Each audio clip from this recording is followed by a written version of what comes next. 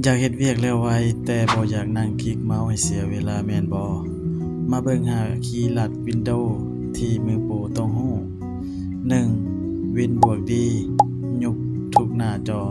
ลงทันที เวลาจะกลับไปหน้าเดสก์ท็อปแบบด่วนๆ 2. Win บวก V เลือกข้อความที่เคย Copy ไว้ก่อนหน้านี้มาใส่ได้เลยบ่ต้องสลับหน้าจอไปมา Copy เทื่อละอัน 3. วินบวกลูกศรแบ่งหน้าจอเฮ็ดเวียก2อย่างพร้อมกันแบบเป๊ะๆบ่ต้องมานั่งลากปรับขนาดเอง 4. วินบวก L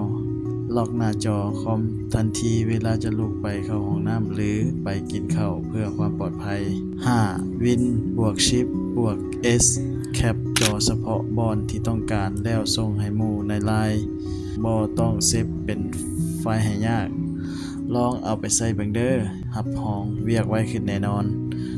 มักเทคนิคใดที่สุดคอมเมนต์บอกแหน่และอย่าลืมกดติดตามไว้เด้อ